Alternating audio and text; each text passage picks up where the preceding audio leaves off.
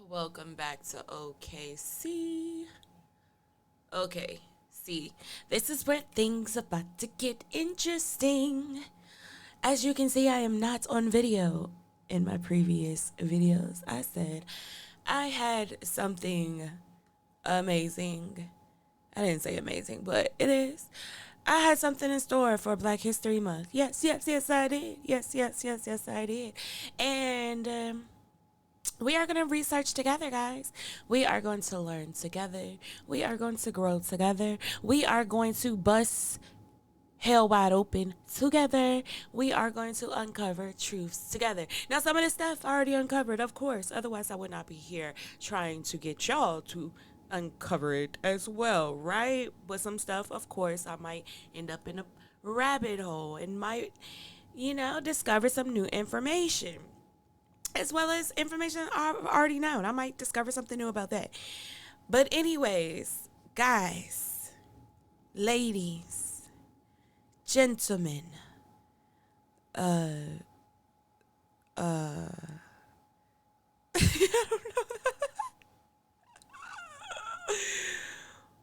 Today is the day that we explore some history. So, I've been doing all my exploring on my mobile device. And so since I'm on the computer, I am going to be like going back to my mobile device to like pull up the website and what I was looking at and different things. But we're going to start with one document and then we're going to proceed from there. So let's see. I guess the basis or the name of this video is, I don't know. We'll figure it out when we get there. So, yeah, we're going to start with the Founders Archive. Now, the Founders Archive is a host of letters, documents, history from the Watts and some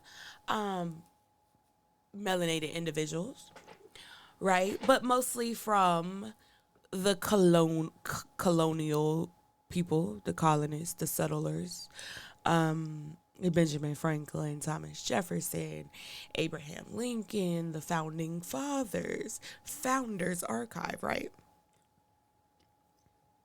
So we're going to click on and search for the Founders Archive.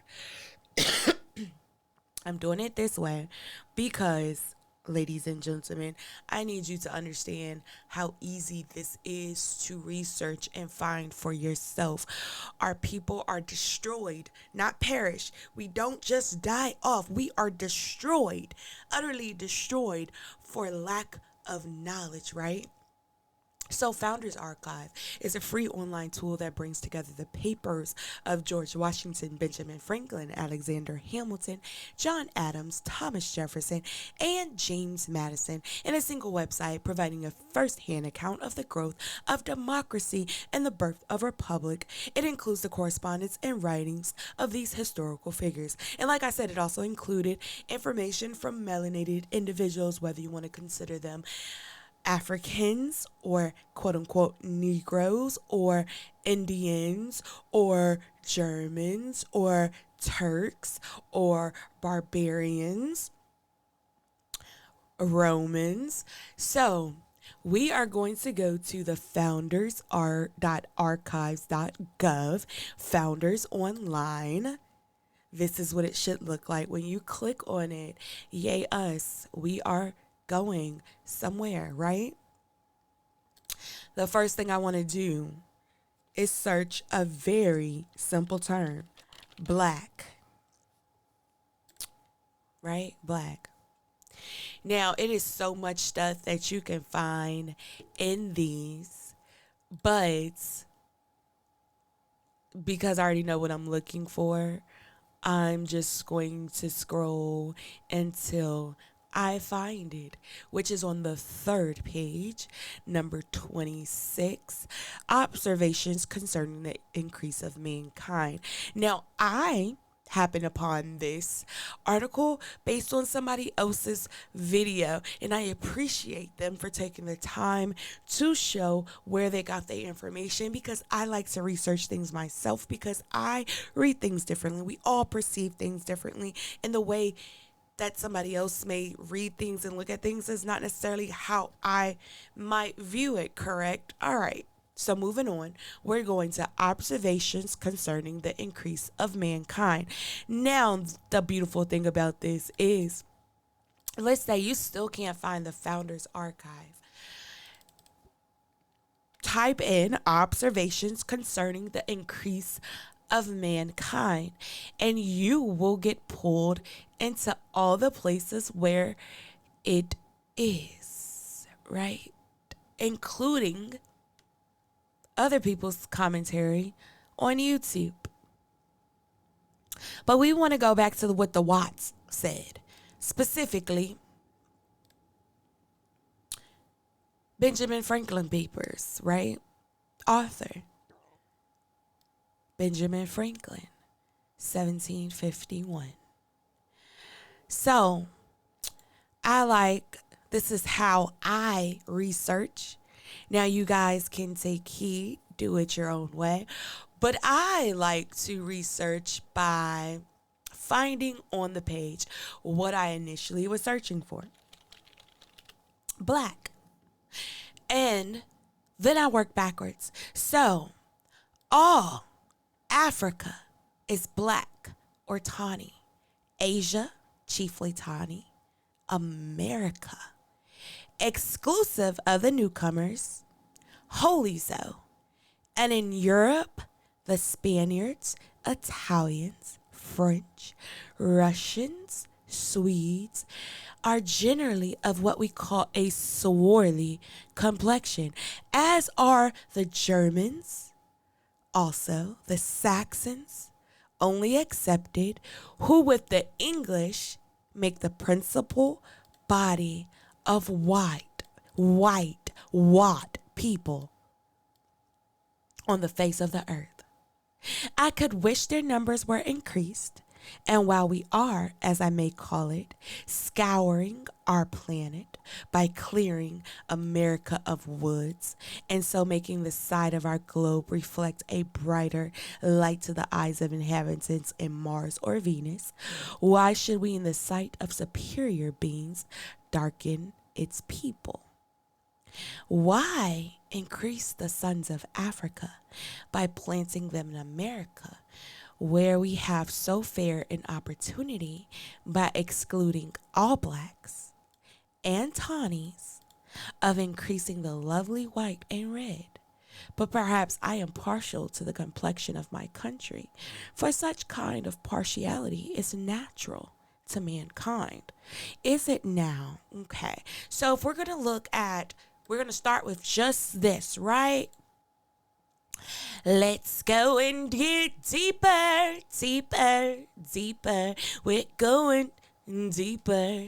Let's go to the zoom, zoom, zoom. Zaboomafoo. Zaboomafoo. All right. This is what we're focusing on. So we're going to look at 24. That means it's a cliff note somewhere. So if we go down to 20, let's see. Maybe that's not where it's at. Another one. It was a cliff note somewhere.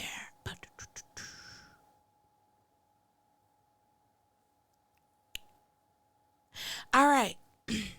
So let's just start back with that. And then we're going to read the whole thing over.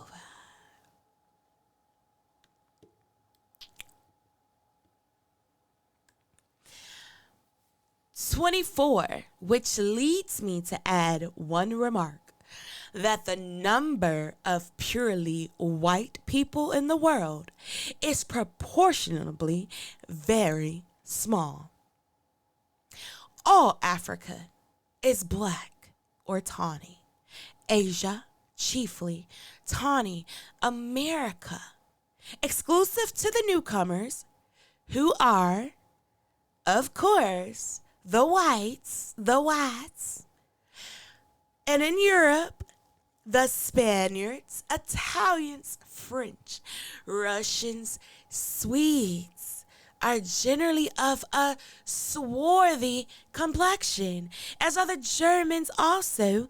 The Saxons only accepted who with the English make the principal body of white people.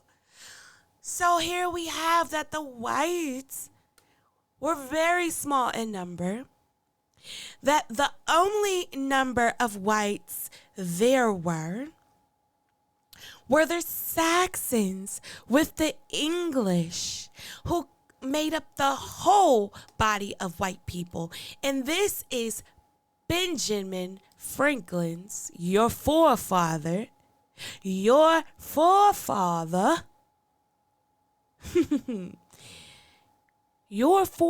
words in 1751. Complete 200, 300, exactly 300 years after supposed Christopher Columbus, which we can get to later on, right? We are definitely going to talk on Christopher Columbi, because he lied. All right. So we have that the Blacks and Tawny and swarthy people were in Africa, Asia, America, Europe, Spain, Italy, France, Russia, Sweden, Germany. They made up us made up the entire world, the globe, which is why they were scouring the planet. They were scouring the planet by clearing American woods to increase their numbers.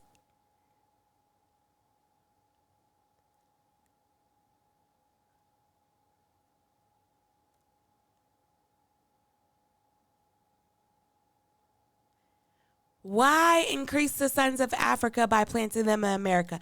They were already trying to get rid of the Blacks and Tawneys from America.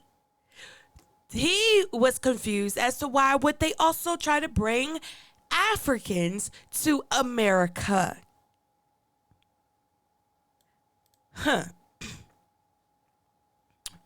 Isn't that interesting? So I find it very funny and laughable when the whites, the Watts, say, go back to America. I mean, go back to Africa. Go back to America. Go back to Africa.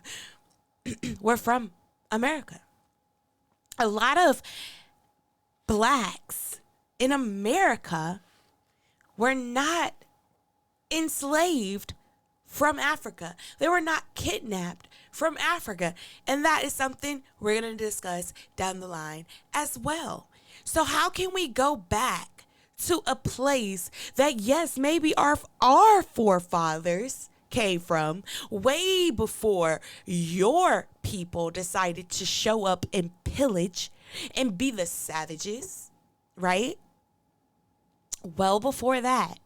How can you tell us to go back to Africa when we don't know Africa? We know this land because our forefathers settled this land. Our forefathers built this land well before the whites came to America in the 1600s, before they supposedly discovered something that was already discovered in the 1400s. We were here well before, when God separated the languages and the people and the Tower of Babel fell. That is when we were here, from the beginning of times. So let's read the whole entire thing so we can have a full understanding of what Benjamin Franklin observed and felt and knew in the 1700s. So we're going to start at the very top. The observations concerning the increase of mankind, 1751. Observations concerning the increase of mankind. Printed in William Clark, Observations on the late and present conduct of the French with regard to their encroachments upon the British colonies in North America. To which is added, wrote by another hand, Observations concerning the increase of mankind, peopling of countries, Boston, printed and sold by South Nealon and Queen Street, 1755, Yale University Library. The immediate occasion for the writing this essay, according to Van Dorn, was the British Iron Act of 1750, which prohibited the erection of additional slitting and rolling mills, plating forges, steel furnaces in the American colonies. While English iron masters rejoiced in the protection the law afforded them, a few far-sighted Britons and most Americans appreciated the act would curb colonial growth at just the moment when Britain and France were engaged in a climatic struggle for possession of North America. Franklin wrote the essay in 1751. In the following spring, he sent a copy to Peter Collinson and Richard Jackson, who were greatly entertained by it. And Jackson eventually sent Franklin a full criticism of it. Collinson hoped it would be published. I don't find anyone has hit it off so well. And Dr. John Perkins of Boston, who also received a copy, judging it such an informing piece, that it should be read and well considered by every Englishman who wishes well to his country. Not until late in 1754, however, did Franklin consent to its publication. It appeared the next year as an appendix to William Clark's Observations. The pamphlet, including Franklin's essay, was reprinted at once in London, and the essay alone, with some excisions, appeared in the Gentleman's Magazine for November 1755 and the Scots Magazine for April 1756. In 1760 and 1761, it was printed also with excisions as an appendix to London, Dublin, Boston, and Philadelphia editions of Franklin's Interests of Great Britain Considered, and it was reprinted in part in the London Chronicle, May 20th, 1760. Franklin included it in the fourth edition of his Experiments and Observations on Electricity in 1769. Thus, Franklin's ideas on the growth of population entered the current of English economic thought. They had a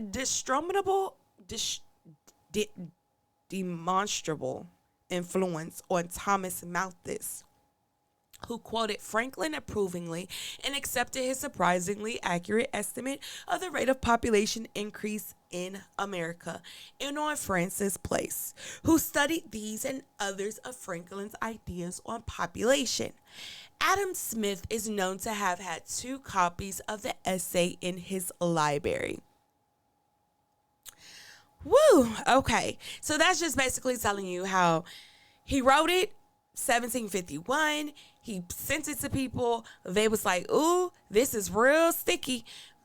He was like, okay, let's hold off. I don't want to publish it. Then eventually he published it, and it went around to a couple of different countries, cities, chronicles over the years. All right. Hold on. Ooh, that plane is loud. Tell you these days, these planes make you feel a little iffy. Sheesh. Especially when you live near a base.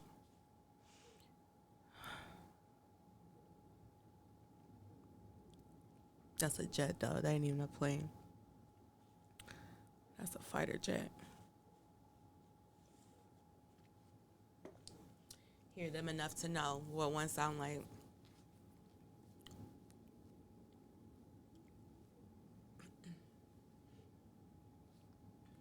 Okay, because I gotta go check on my sick babies. which is also why I sound like this, because I am catching whatever they're catching. 10:10 on the clock, 1955. 10:10. Okay. Observations concerning the increase of mankind, peopling of countries, etc. 1. Tables of the proportion of marriages to births, of deaths to births, of marriages to the numbers of inhabitants, and formed on observations made upon the bills of mortality. Christenings and populous cities. Christenings and etc. of populous cities will not suit countries, nor will tables formed on observations made on full settled old countries as Europe suit new countries as America. 2. For people increase in proportion to the number of marriages, and that is greater in proportion to the ease and convenience of supporting a family. When families can be easily supported, more persons marry and earlier in life. So what that's saying is, if they could support their family back then they would actually get married, which would mean more people were actually being born and created. So they weren't creating people because they weren't necessarily getting married. And number 3, in cities where all trades, occupations, and offices are full, many delay marrying so they can see how to bear the charges of a family. Exactly. Which charges are greater in cities as luxury is more common. Many live single during life and continue servants to families, journeymen to trades, etc. Hence, cities do not by natural generation supply themselves with inhabitants. The deaths are more than the births. So, what's that saying is, to live in the city was luxurious. It was to have a lot of money, which is interesting if we were to go down the line and we were going to talk about the Tartars and the world fairs back in the day. And you will also see that these are linked to melanated individuals. We will get there. So you could not live in the city unless you had money to do so. So most of them became servants, or they became journeymen, got trade skills, fishermen, whatever, to take care of themselves. And more people were buried in cities versus being born in a city, right? So like a retirement in a way. In countries full settled, the case must be nearly the same. All lands being occupied and improved to the height, those who cannot get land must labor for others that have it. When laborers are plenty, their wages will be low. By low wages, a family is supported with difficulty. This difficulty deters many from marriage, who therefore long continue servants and single. Excuse me. Only as the cities take supplies of people from the country and thereby make a little more room in the country, marriage is a little more encouraged there, and the births exceed the deaths. So, people in the country were having more babies. Not that they were necessarily getting married, but if they were, it's because they didn't necessarily need a lot of money and they were farming their own lands. They were taking care of their own stuff. Europe is generally full settled with husbandmen, manufacturers, and therefore cannot now increase in people. America is chiefly occupied by Indians who subsist mostly by hunting, but as the hunter of all men requires the greatest quantity of land from whence to draw his sustenance, the husbandman subsisting on much less, the gardener on still less, and the manufacturer requiring least of all.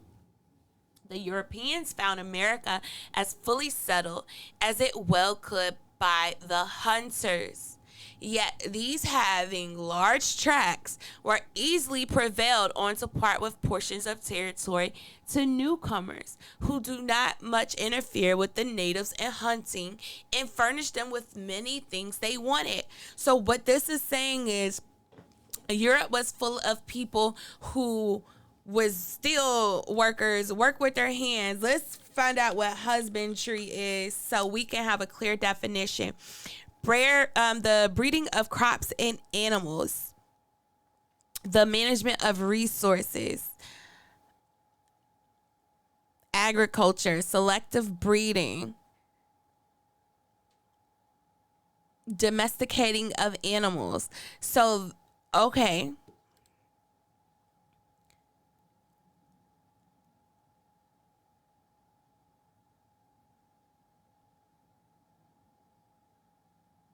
So that's, I wouldn't necessarily say farmers or shepherds, but people that, I mean, people who created chickens and stuff, right? The people who took the fowls and put them with the vultures and created the chickens.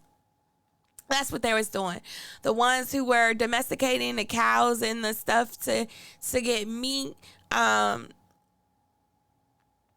gardener, people who were planting crops and stuff.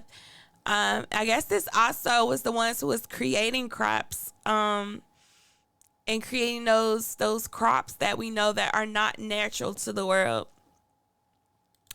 But it says they found America fully settled by hunters. And we're going to get into hunters, the Indians, and who these people really were, the melanated, the blacks. But they're saying because they had large pieces of land, large tracts, that it was easy to overcome and take their territory because they weren't necessarily doing rounds on their land like that. It was so much land to cover. And they would not necessarily notice for a while that the settlers, that the Europeans, that the whites, that the Romans, the small group of white Romans, that the Caucasians, the Caucasus, that they were on their land and that they were taking stuff. And then they used what they had to kind of win them over by giving them things. 6, land being thus plenty in America and so cheap that a laboring man that understands husbandry can in a short time save money enough to purchase a piece of new land sufficient for a plantation. Whereon he may subsist a family. Such are not afraid to marry, for if they even look far enough forward to consider how their children, when grown up, are to be provided for, they see that more land is to be had at rates equally easy, all circumstances considered. So they were thinking of long term. Hey, if you go ahead and grab this land now, if you take this land now, your children will be able to have it and they can pass it on and then pass it on. So they were taking our lineage, our heritage, our legacy, our 40 acres and a mule, our 400,000 acres, our 100 million acres, our 1 trillion acres, however many acres they took, right? The whole America, they want it for themselves. 7, hence marriages in America are more general and more generally early than in Europe. And if it is reckoned there that there is but 1 marriage per annum among 100 persons, so 1 marriage per year per 100 people, maybe 2.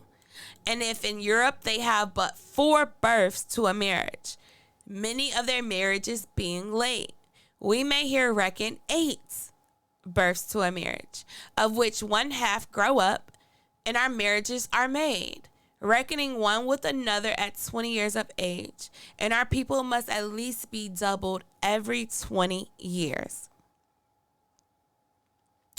But notwithstanding this increase, so vast is the territory of North America. So what he's saying is they were in America while Europe was slow in growing people and population, and we're going to get as to why the white people in Europe didn't grow as much. And that's because it was mainly black people there. But they're talking about how in America, they are doubling every 20 years. So while Europe was having 4 births per 1 marriage, America was having 8 births per 1 marriage. Isn't that interesting? How though? 8. But notwithstanding the increase, so vast is the territory of North America. He's saying, but regardless of how fast they were growing in America, the whites, North America was big. It will require many ages, many years, many centuries to sell it fully, to fully make it white. Till it is settled, fully settled, labor will never be cheap here. Where no man continues long a laborer for others, but gets a plantation of his own. No man continues long a journeyman to a trade, but goes among those new settlers and sups up for himself, and hence labor is no cheaper now in Pennsylvania than it was 30 years ago, though so many thousand laboring people have been imported. The 9, the danger therefore of these colonies interfering with their mother country and trades that depend on labor, manufacturers, etc. is too remote to require the attention of Great Britain. So they're saying that the Americans challenging Britain, it was too far off, too small for Britain to look at and to care about.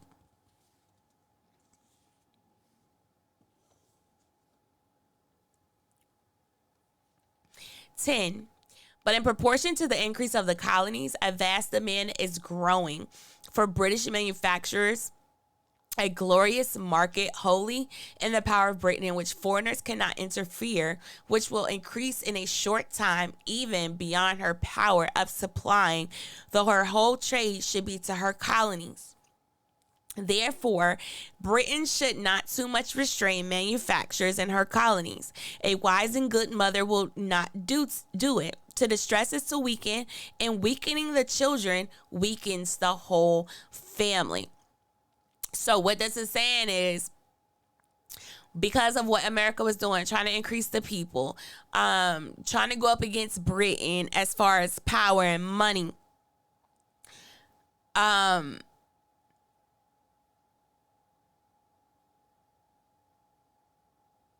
it's saying that Britain was not going to stop America because essentially it was a offshoot of America. It was a child. It was an offshoot of Britain. It was a child of Britain. And to stop America would be to stop Britain. To weaken America would be to weaken Britain. To put a halt on America's money would be to put on a halt on Britain. To put a halt on America's trade would be to put a halt on Britain. 11. Besides, if the manufacturers of Britain, by reason of the American demands, should rise too high in price, foreigners who can sell cheaper will drive our merchants out of foreign markets. Foreign manufacturers will thereby be encouraged and increase, and consequently foreign nations, perhaps her rivals in power, grow more populous and more powerful, while her own colonies kept too low and are unable to assist her or add to her strength.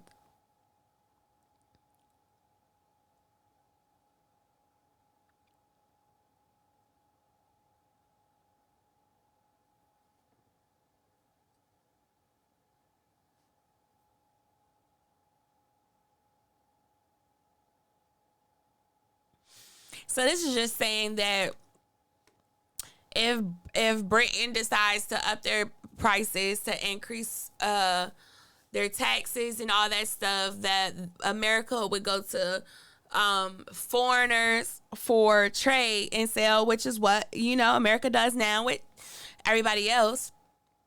But the thing is, America was already doing business with all of these countries. America was doing business with China, with India, with South America, with Australia, with Africa, with England, with Germany, with Russia, with every continent country that was around way back then at the time, because they were all people of color. They were all of the same people.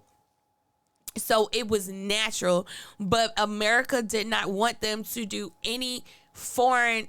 America was trying to stop everything with blacks, and we're gonna get to that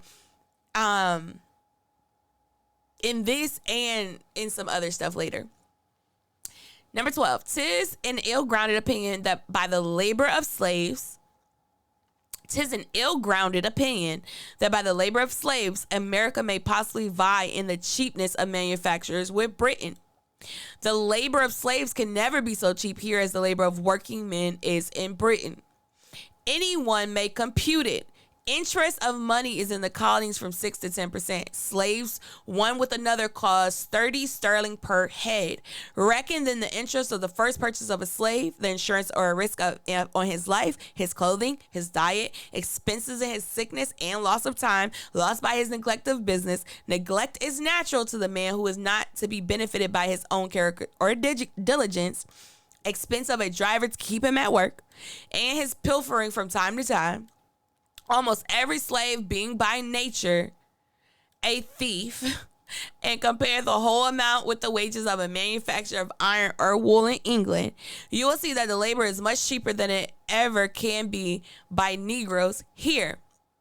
Why then will Americans purchase slaves? Because slaves may be kept as long as a man pleases or has occasion for their labor, while hired men are continually leaving their master, often in the midst of his business, and setting up for themselves. So let's go back and go over number 12, right? He said it's an ill-grounded opinion, not a favored opinion about the labor of slaves, that America, they think by having slaves, it will be cheaper to do things and to acquire produce products and to sell than with Britain and hiring people to actually do the labor, right? Benjamin Franklin right here is breaking down the cost of one slave, and $30 just on the head. You got the purchase, the insurance, the clothing, the diet, sickness, loss of time, paying somebody to basically beat and whip that slave to keep him in line.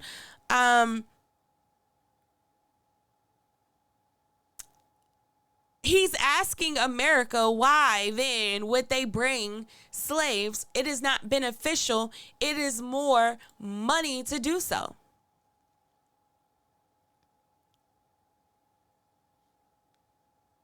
But this is the answer.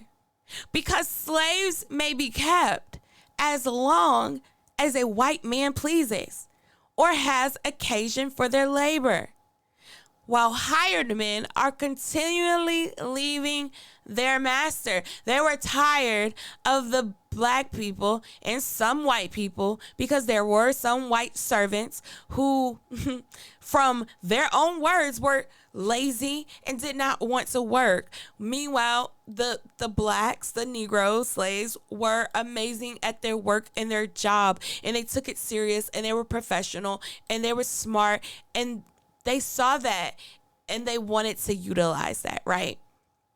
And we can find that later. That part, what I just said, is not in here, but it's definitely in their writings.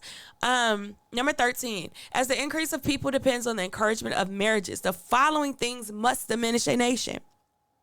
1, the being conquered, for the conquerors will engross as many offices and exact as much tribute or profit on the labor of the conquered as will maintain them in their new establishment, and this diminishing the substance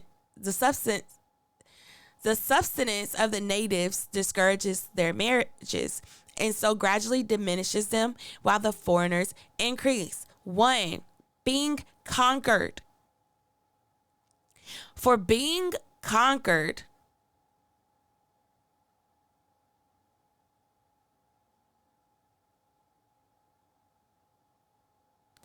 working them tribute or profit of the labor of the conquered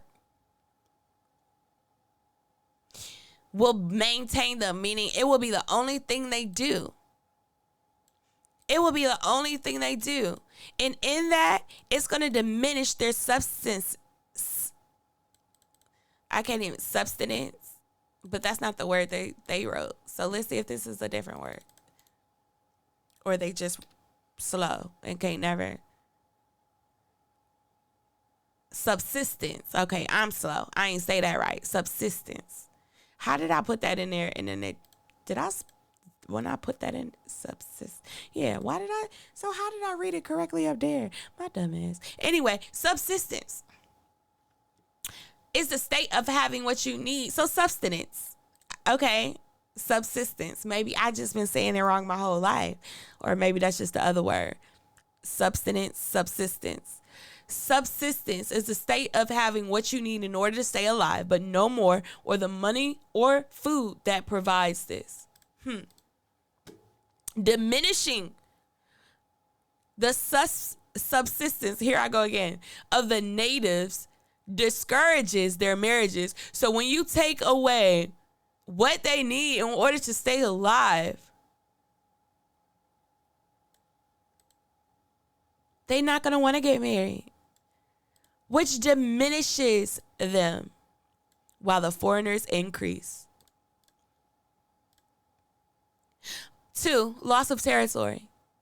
Thus, the Britons being driven into Wales and crowded together in a barren country, insufficient to the support such great numbers, diminished till the people bore a proportion to the produce, while the Saxons increased on their abandoned lands till the island became full of English. And were the English now driven into Wales by some foreign nations, there would be a few years be no more Englishmen in Britain than there are now people in Wales. Let's revisit this, right? Because this is saying so much. This shit made me want to throw up. That this shit, but they've been, oh my goodness. Like when I get to talking about Louisiana, when I get to talking about Virginia, when I get to talking about North Carolina, South Carolina, Haiti, Cuba, South America, Mexico, Germany, Russia, when I really get to talking about these places and the amount of information they have kept from us, and like I said, I ain't published that poem yet, but I'm gonna publish it. Okay. Anyways, because I'm going on a tangent. Yo, when I tell you, it's bullshit, man. And I just want us to wake up and realize, everybody to wake up, every melanated being on this planet to wake up and realize what these white folks have done. Purposely. 2, loss of territory. Thus, the Britons being driven into Wales, the Britons are the whites, were being driven, the Britons are not the whites. My bad. The Saxons are the whites. Thus, the Britons being driven into Wales,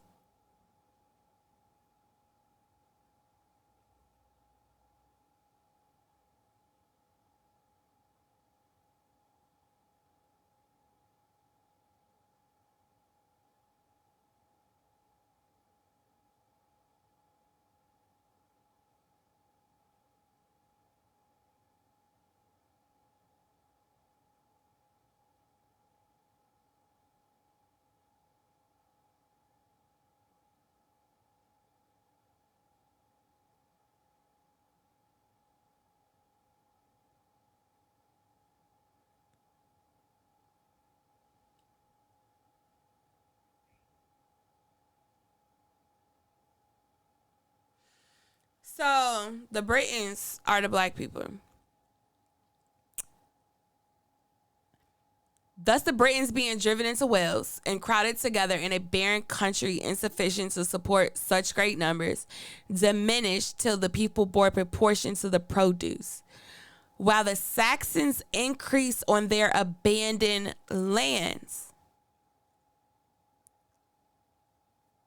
till the island became full of English.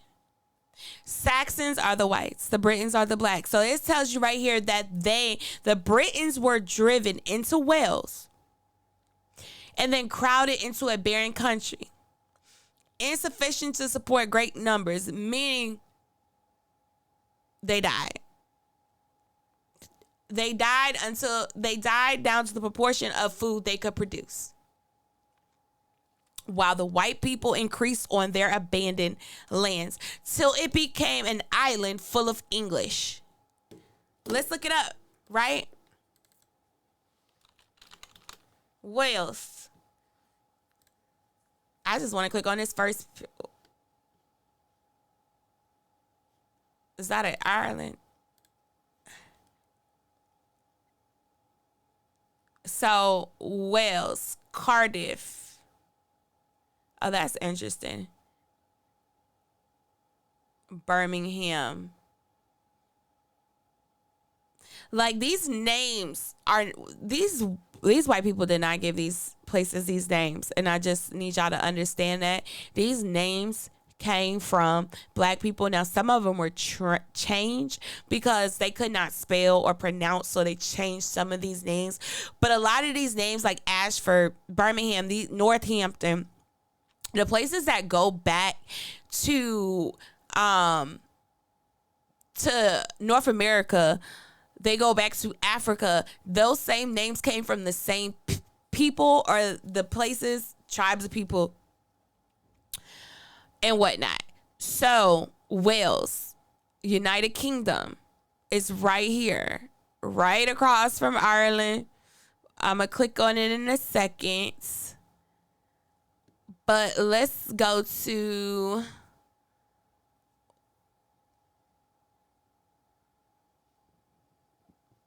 And we're talking about castles.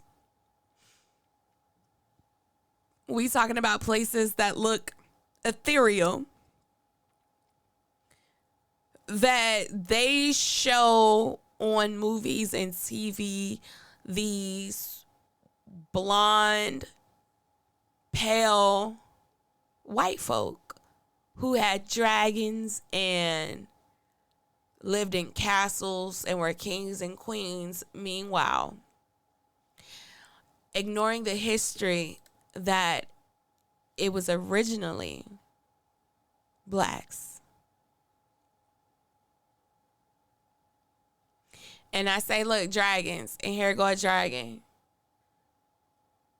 Wales is a country that is part of the United Kingdom, but has a distinct identity and culture.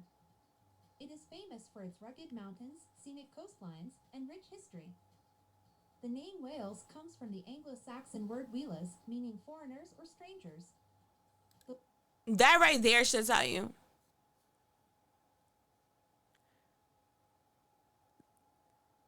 Wales comes from the Anglo-Saxon word welas, meaning foreigners or strangers.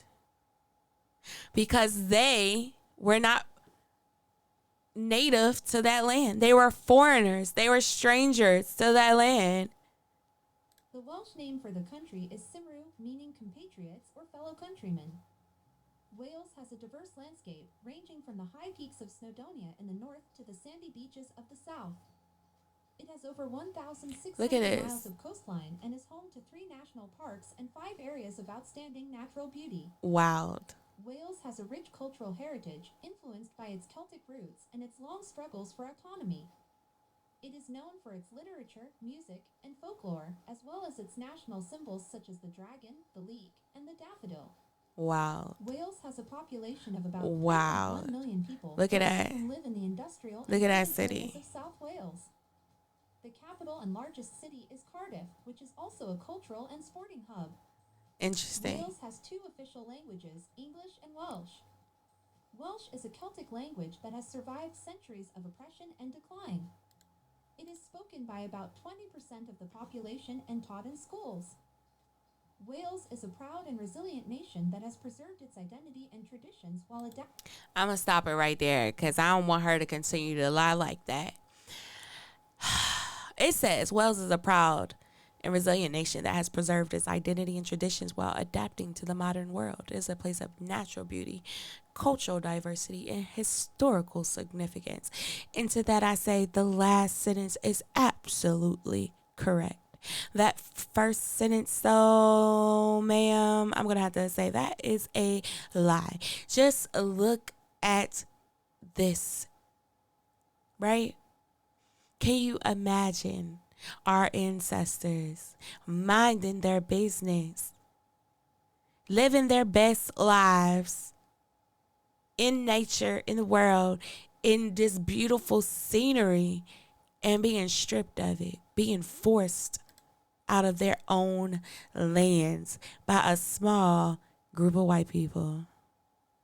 We were too loving. Maybe that's the problem, right? They love to call us savages and beasts and apes and all this wild shit. But obviously, we were way too fucking loving, because what in the fuck? I mean, not to say the people didn't fight back. Oh, there's many tales and many scares. They were scared in a motherfucker back then of the blacks. They truly were. But in this very beginning, why? What? We were too. I understand we did have groups of people that were just light in love. And, you know, sometimes there's a place. In that Bible, it said there's a time and a place for everything.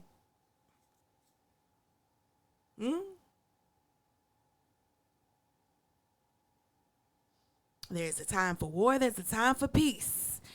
And I don't think we choose our times for war and our times for peace properly. And back then, it should have been war. If I could build a time machine. 3, loss of trade.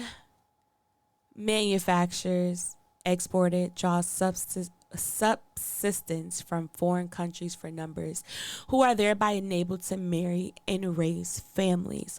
If the nation be deprived of any branch of trade and no new employment is found for the people occupied in that branch, it will also be soon deprived of so many people.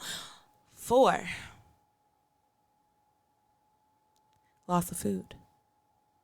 Suppose a nation has a fishery which not only employs great numbers but makes the food and subsistence of the people cheaper. If another nation becomes master of the seas and prevents the fishery, the people will diminish in proportion as the loss of employ and dearness of provision makes it more difficult to subsist a family. So, they wanted to hit them in every type of way possible. So take away their food. Bad government and insecure property. 5, people not only leave such a country and settling abroad, incorporate with other nations, lose their native language and become foreigners, but the industry of those that remain being discouraged, the quantity of subsistence in the country is lessened, and the support of a family becomes more difficult. So heavy taxes tend to diminish a people. Heavy taxes tend to diminish a people. Heavy taxes tend to diminish a people. 6, the introduction of slaves. The Negroes brought into the English sugar islands have greatly diminished the whites there. The poor are by this means deprived of employment, while a few families acquire vast estates, which they spend on foreign luxuries and educating their children in the habit of those luxuries. The same income is needed for the support of one that might have maintained 100. The whites who have slaves not laboring are enfeebled and therefore not so generally prolific. The slaves being worked too hard and ill-fed, their constitutions are broken, and the deaths among them are more than the births, so that a continual supply is needed from Africa.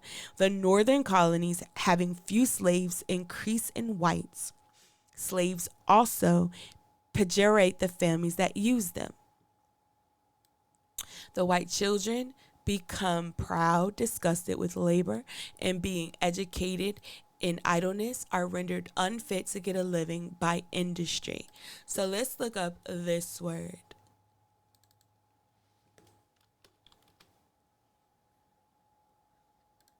Depreciate, to make worse. Slaves depreciate the families that use them to make them worse because the children become proud and don't want to work. So let's go back, okay? The introduction of slaves. The Negroes brought into the English sugar islands. What is the English sugar islands?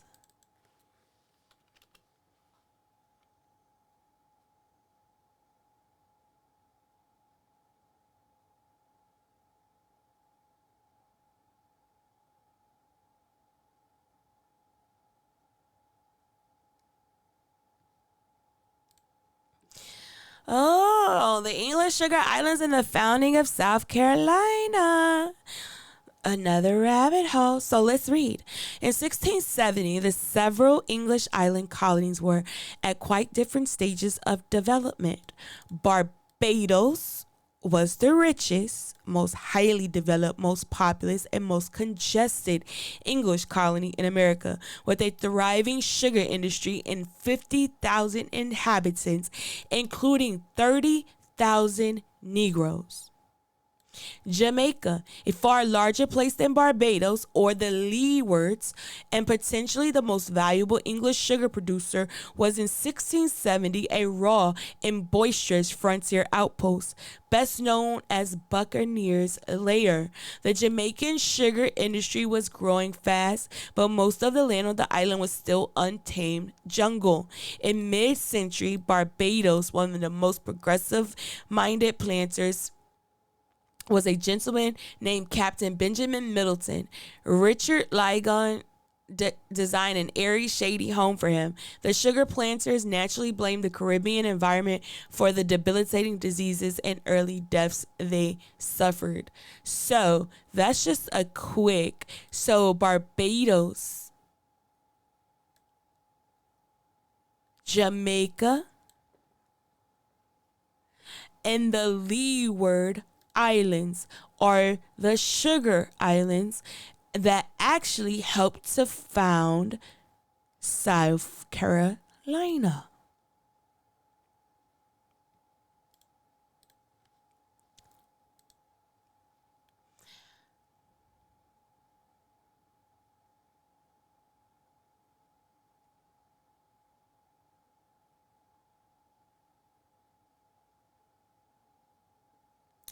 So let's see.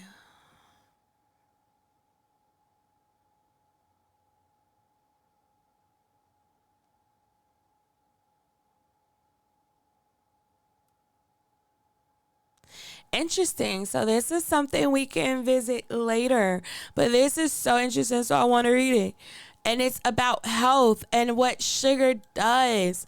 Sugar drove the expansion of European empires in the Atlantic world, from its cultivation in Atlantic islands in the 15th century to its production in Cuba and Louisiana after British and French emancipation in the 19th century.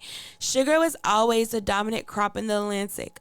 Wherever sugar was grown, the crop brought with it the same significant transformations, including a majority population of enslaved peoples of African descent, higher rates of mortality, lower rates of fertility, the concentration of capital on large plantations, and sweeping ecological changes such as the elimination of timber and the erosion of soil.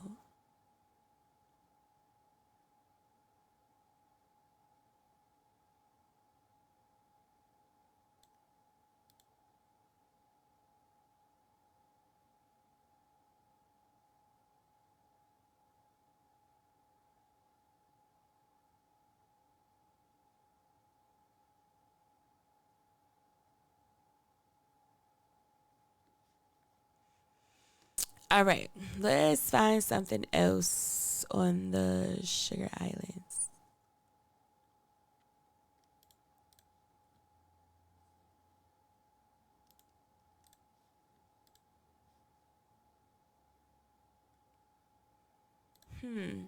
An earlier depiction of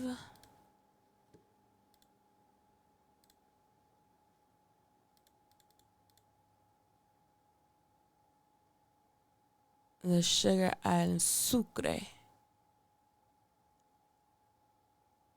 des Mousselines de Azucre. I can't read it.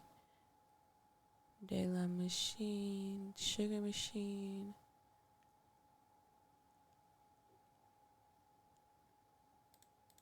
Huh.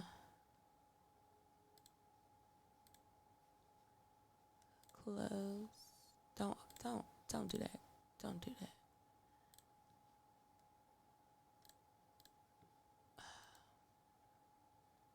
Why is this damn ad move? Damn you.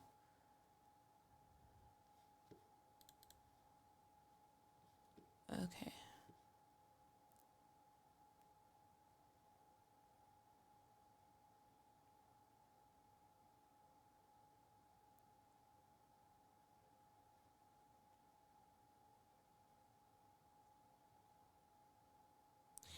So the four largest: Cuba, Hispaniola, Martin, Haiti, and the Dominican Republic. Puerto Rico and Jamaica, known as the Greater Antilles, were colonized by the Spanish in the wake of Columbus. The Lesser Antilles are a string of much smaller islands that were colonized by the Dutch, French, and English during the 17th century, in part to serve as naval bases for raiding Spanish shipping, in part to cultivate cash crops that flourished in a tropical climate and rich volcanic soil these islands provided. The most significant of these crops was sugar. Sugar cultivation originated in India, India, and was carried westward into the Mediterranean world by Arabic traders and colonizers. And we'll see that these people were one and the same.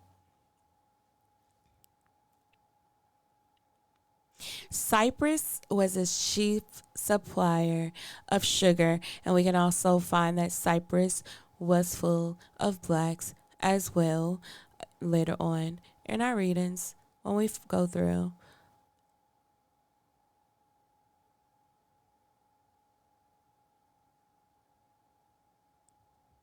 So it says they used slaves from Eastern Europe, the Near East, and Africa.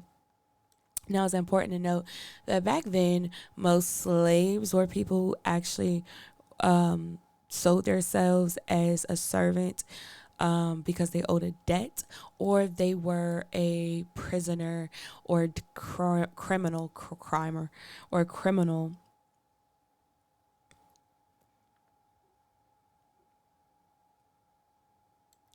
So, in the 15th century, Spanish and Portuguese colonists brought sugar to the Canary and Madeira Islands. Now, when we learn about Canary and Madeira Islands, you will see that they were already full of black people. But they were free. And they weren't, taking their shit. So they were fighting back and killing people. And some left, some were killed, some end up in slavery, some stayed free.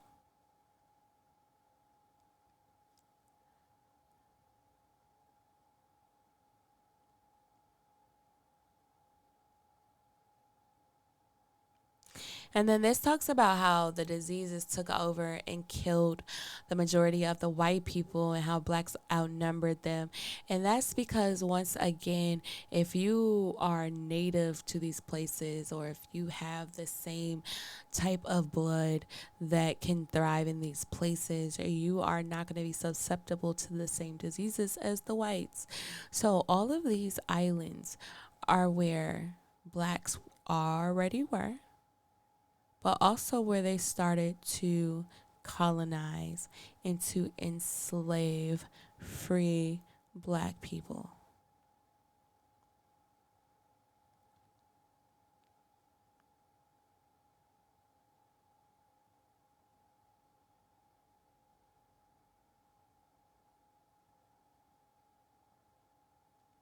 So let's go back and let's go to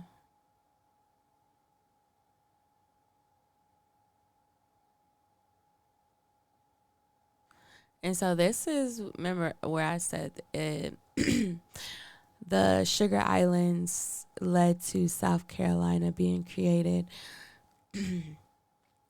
Also, some of those same men and women went to Massachusetts, which will be interesting when you look at the Salem witch trials.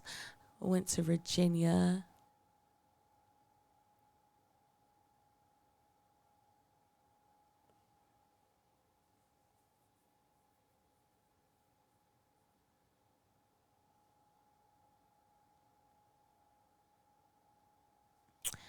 All right, so let's go back to what we were originally on. We now know what the Sugar Islands were: Barbados, and child, I didn't figure out that quick.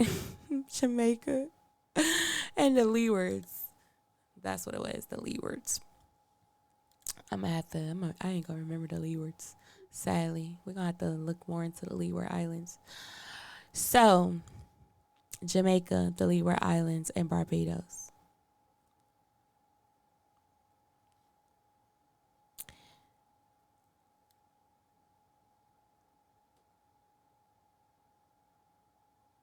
So,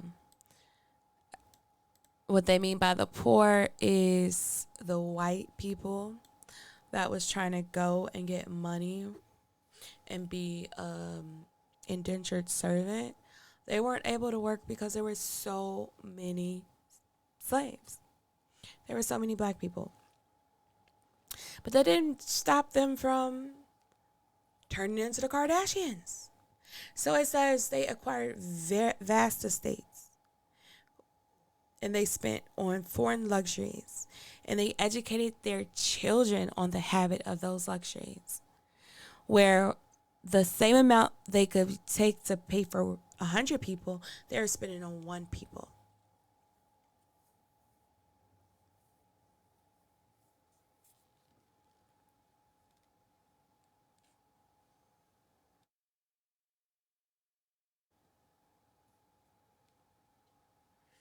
And then it talks about the ones that have slaves, where the slaves been worked too hard, they're sick, they're dying, and they can't work.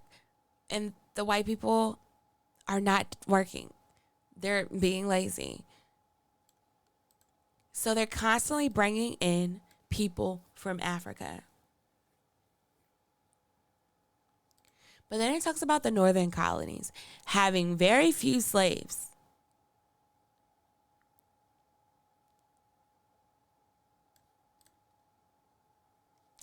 But then it talks about how slaves have deteriorated the white family and how they are lazy and don't want to work and don't want to do anything and they feel like they're entitled.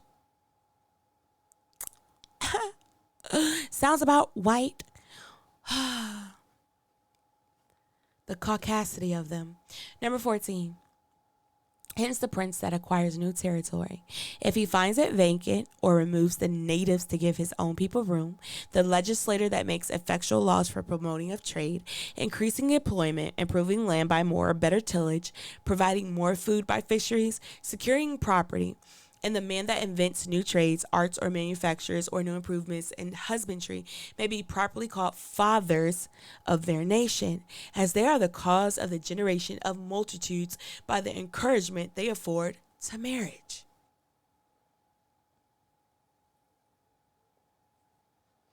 What he's saying is the man that removes the people, the natives, from their land, gives it to his family, makes sure that his family it can sustain and survive. He is the forefather. He is the founder. He is the father of his nation. So what he's saying is he would be Abraham. Had many sons, he would be the Abraham.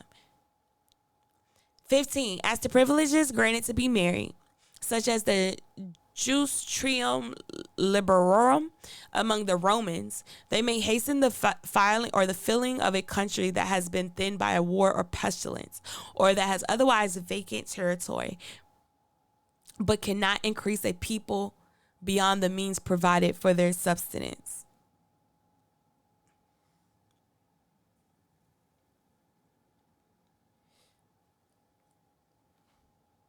It's just saying that the people cannot grow past what they have to keep them alive.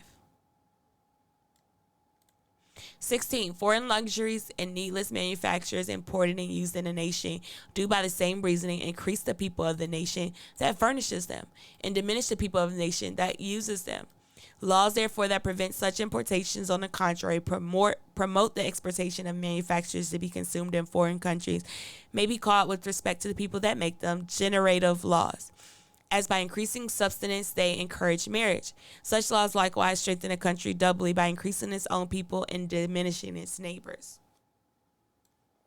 So what he's saying here is, if you buy from a foreign country, they say they're buying from Africa, they're increasing Africa's people and diminishing their own because they're not creating anything in their land. So instead, they create things and then sell it to foreign countries. That way they diminish the foreign country, i.e. Africa. Not saying that's what they're saying, but saying that's what they're saying. And America grows. 17. Some European nations prudently refuse to consume the manufactures of East India. They should likewise forbid them to their colonies. For the gain to the merchant, it is not to be compared with the loss by this means of people to the nation. 18. Home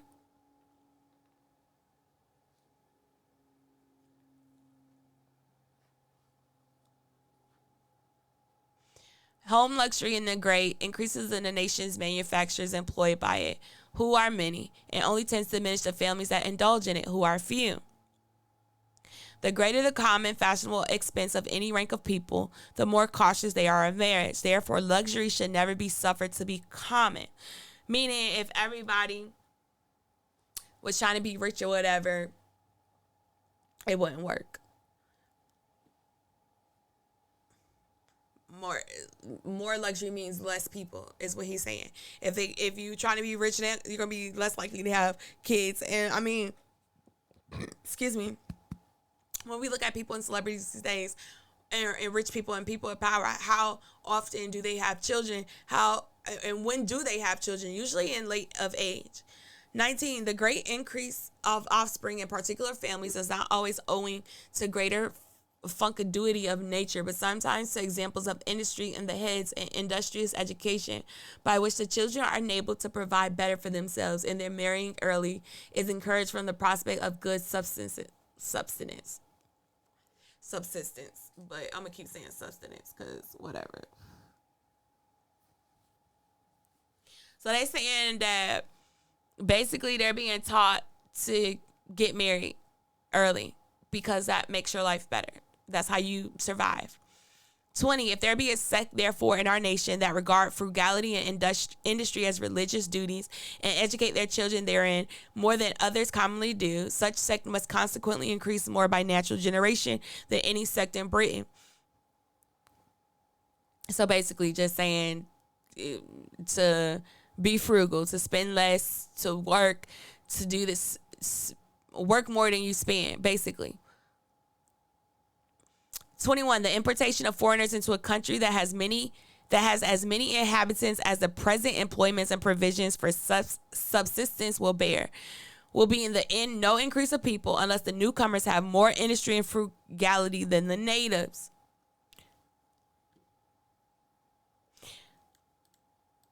Then they will provide more subsistence and increase in the country, but they will gradually eat the natives out. Nor is it necessary to bring in foreigners to fill up any occasional vacancy in the country, for such vacancy, if the laws are good, will soon be filled by natural generation, who can now find the vacancy made in Sweden, France, or other warlike nations by the plague of heroism 40 years ago, in France by the expulsion of the Protestants, in England by the settlement of her colonies, or in Guinea by 100 years of exportation of slaves that has blackened half America. The thinness of inhabitants in Spain is owing to national pride and idleness and other causes rather than to the expulsion of the Moors or to the making of new settlements. So this is so loaded. So freaking loaded. He's basically saying bringing in foreigners to a country that has as many inhabitants as the present employments and provisions for substance will be in no increase of people. So bringing more people in to a country that's already full of people that you have no way of providing for those extra people will not increase the people. Meaning, bringing white people to America will not increase white people unless they come with something where they're spending less, they're doing less than the natives, which will provide them more subsistence, and it'll gradually take all the natives out of America. And then it said it's not necessary to bring any foreigners to fill up a vacancy because over time it'll be filled up if the white people are creating more people. And so then it talks about who can now find the vacancy made in Sweden, France, or other warlike nations. And let's talk about it. So they're talking about how the white people came in and removed the blacks from Sweden, removed the blacks from France, removed the blacks from other warlike nations like Carthage, like Germany, like Russia, like Australia. The expulsion of the Protestants in England. So they're saying the Protestants are the blacks by the settlement of her colonies. Or in Guinea, where they took the slaves, where they took the blacks and took them to the Sugar Islands. And from the Sugar Islands, they have rebelled, left on their own accord, or were kidnapped and taken to America. And we're talking about the south part of America. So the bottom half of North America, which is Florida, Georgia, Louisiana, Alabama, Mississippi, Texas, Mexico, South America, Peru. So then it talks about Spain.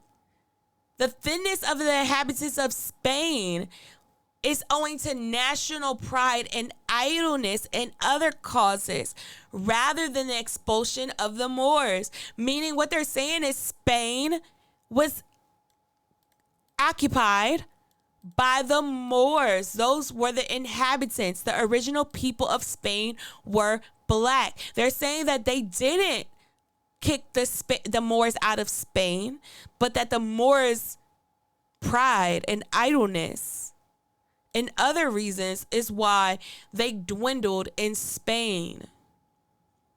22. There is, in short, no bound to the prolific nature of plants or animals, but what is made by their crowding and interfering with each other's means of subsistence. Was the face of the earth vacant of other plants, it might be gradually sowed and overspread with one kind only, as for instance with fennel. And were it empty of other inhabitants, it might in a few ages be replenished from one nation only, as for instance with Englishmen. Thus there are supposed to be now upwards of 1,000,000 English souls in North America, though 'tis thought scarce 80,000 have been brought over from the sea. And yet perhaps there is not one the fewer in Britain, but rather many more on the account of the employment of the colonies afford to manufacturers at home. So this is saying that America and Britain are gaining in white people. This million doubling, supposed but once in 25 years, will in another century be more than the people of England, and the greatest number of Englishmen will be on the side of this water. What an accession of power to the British Empire by sea as well as land. What increase of trade and navigation. What numbers of ships and seamen. We have been here but little more than 100 years, and yet the force of our privateers in the late war united was greater, both in men and guns, than of the whole British Navy in Queen Elizabeth's time. How important an affair then to Britain is the present treaty for settling the bounds between her colonies and the French, and how careful should she be to secure room enough, since on the room depends on the much increase of her people.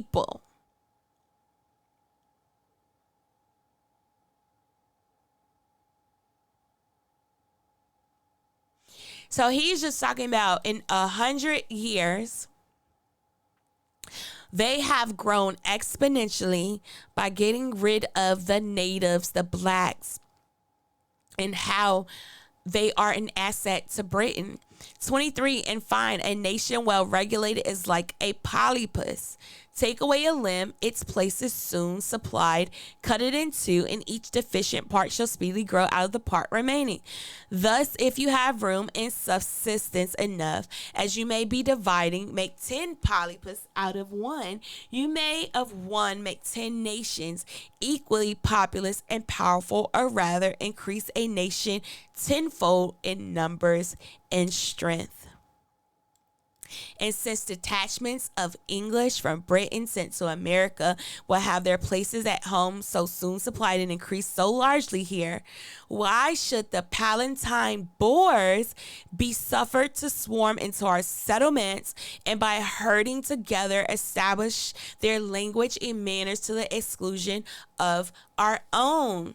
Of ours. Why should Pennsylvania, founded by the English, become a colony of aliens who will shortly be so numerous as to Germanize us instead of our Anglifying them, and will never adopt our language or customs any more than they can acquire our complexion?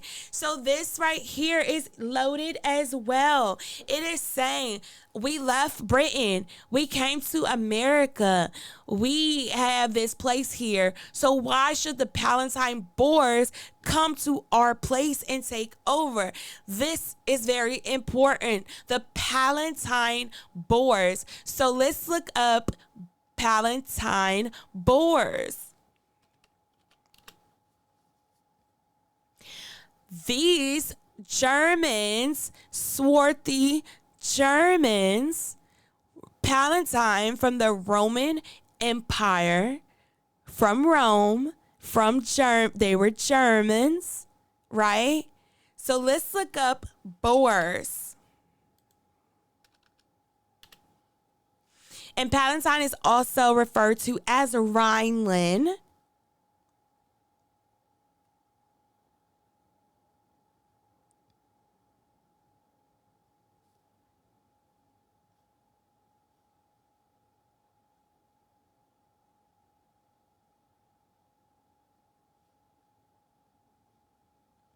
So it's spelled Boer.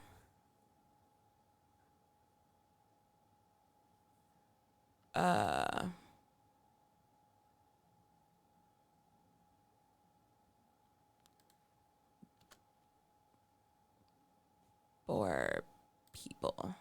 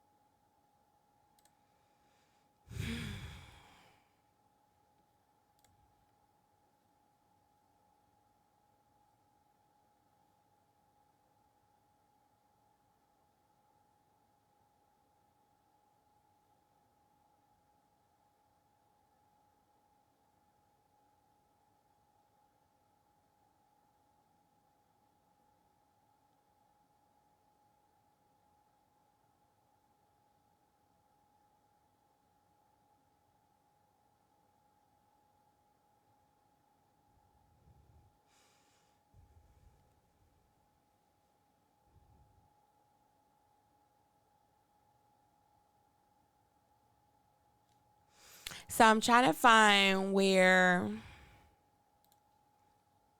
and I might have to.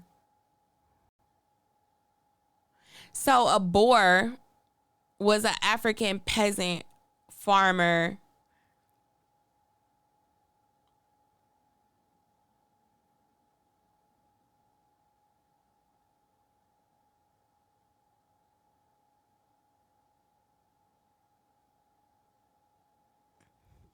And I can't find, I'm going to find it. Let me see.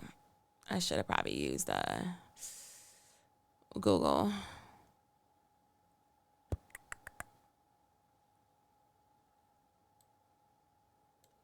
Black farmer.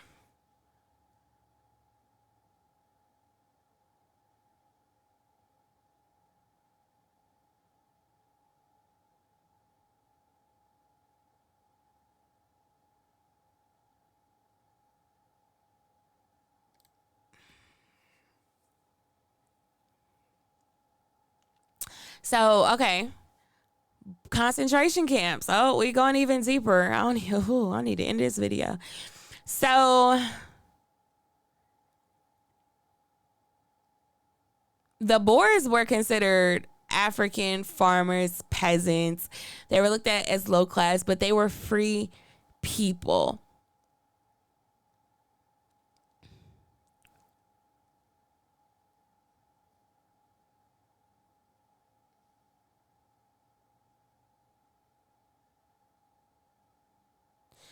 And I guess I could look it up when I finish with this. But Palatine was Rhineland, and Boers are the Blacks still. So it says, by herding together to establish their language and manners to the exclusion of ours. So they're trying to, he's asking, like, so why should they be able to come to America and we have to learn their language, but they not learn ours? Why should Pennsylvania, founded by the English, become a colony of aliens who will shortly be so numerous as to Germanize us instead of our Anglifying them? So he was afraid that they'll come in, Germanize them, give them their language, customs, and they wouldn't be able to change it. The most important part right here is any more than they can acquire our complexion, showing that they were completely two different complexions, that they are still talking about blacks. 24, which leads me to add one remark, that the number of purely white people in the world is proportionally very small. So once again, we went from right here to show you that, yes, he was talking that they are still black people that came from Germany, from Rhineland to America, to Pennsylvania. Which leads me to add one remark, that the number of purely white people in the world is proportionally very small. All Africa is black or tawny. Let's look up the word tawny.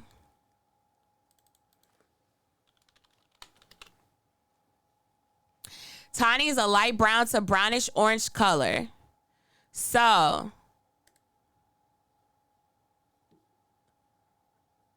tawny, ginger, amber, tan, sand, noble. Either way, because that's the person. That's her name, Tawny, which is so funny. They say this is tawny, right? Tawny brown. Tawny is different versions of tawny. But we got tawny.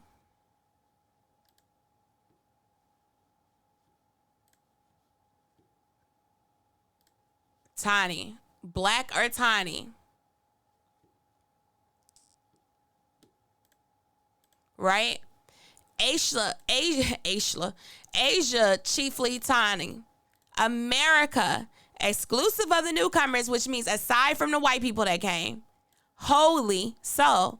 And in Europe, the Spaniards are black or tawny, the Italians are black or tawny, the French are black and tawny, the Russians are black and tawny, the Swedes are black and tawny, are generally of what we call a swarthy complexion. So in Europe, the Spaniards, Italians, French, Russians, Swedes are generally what we call a swarthy complexion.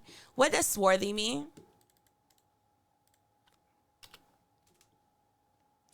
Dark skinned. Dark skinned. Dark skinned. Dark skinned.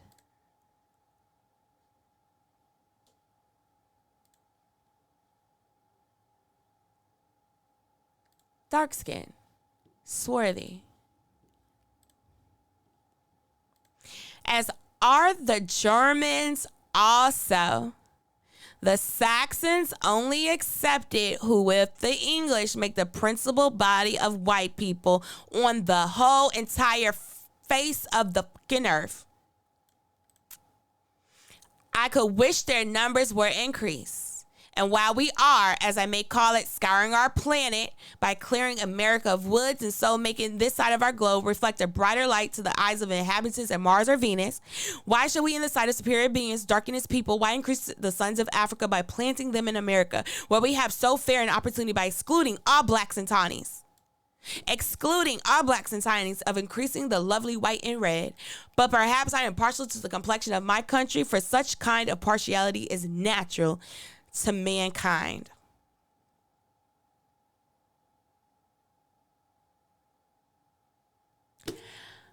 So, there we have it. Just on that alone, to prove that we were here in America. We don't have to go back to Africa. We can if we want to. We can go to Germany. We can go to Sweden. We can go to UK. We can go to Nova Scotia. We can go to Russia. We can go to Australia. We can go to Alaska. We can go to India, China, England, France. Because that's where we're from. Because that's where we belong. Because that's where our ancestors gave their lives, put their hands in the soil, grew, created, where they built, where they created legacy. Just to have a small group of people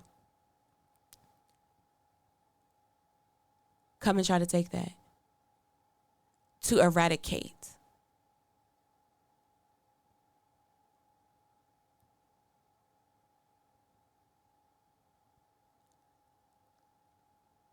You belong here.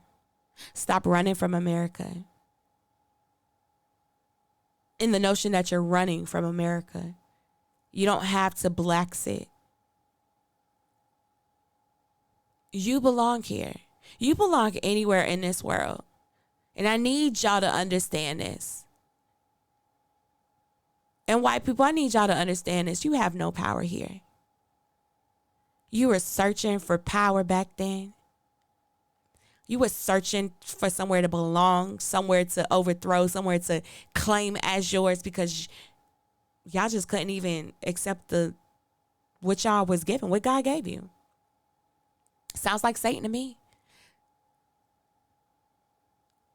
Sounds like a little Luciferian agenda. And it makes sense, seeing as Benjamin Franklin was the Grand Master of the Freemasons. Let's talk about it. This isn't over. The books are just being opened. The articles are just being uncovered. The information is going to get out there. And all my people are going to wake up and realize that we are one and the same. And the only people that are not like us are the whites. And it's sad that a group of people felt it necessary to try to eradicate the world. Yet we're still here. You can say what you want. We're still here. Who are the real savages? Who are the real beasts? Not us. Not us at all.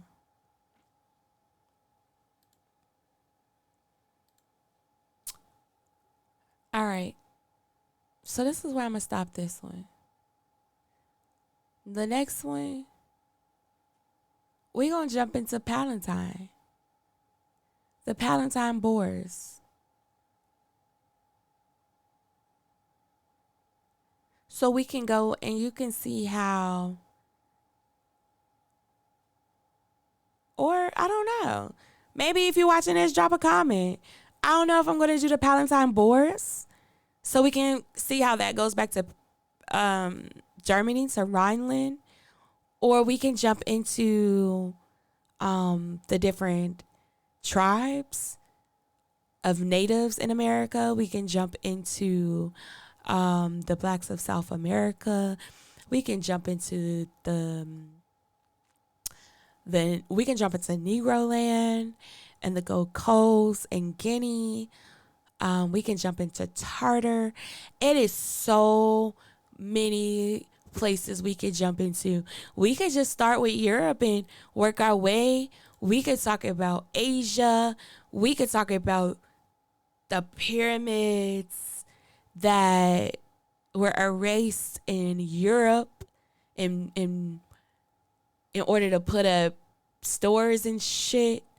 They tore down Egyptian pyramids, records of it. We could talk about it all. So, drop a comment, whatever. Otherwise, I'm going to do what God lead me to do. It's time we wake up. It's time we realize the agenda. And yes, there is agenda with Christianity and God as well. God is real. That I know for sure. But as for now, this is all we got. This is all I'm going to give. And I'll be back for more later. Let me go scroll up so y'all can see. So y'all can, even though y'all should have been going through it with me.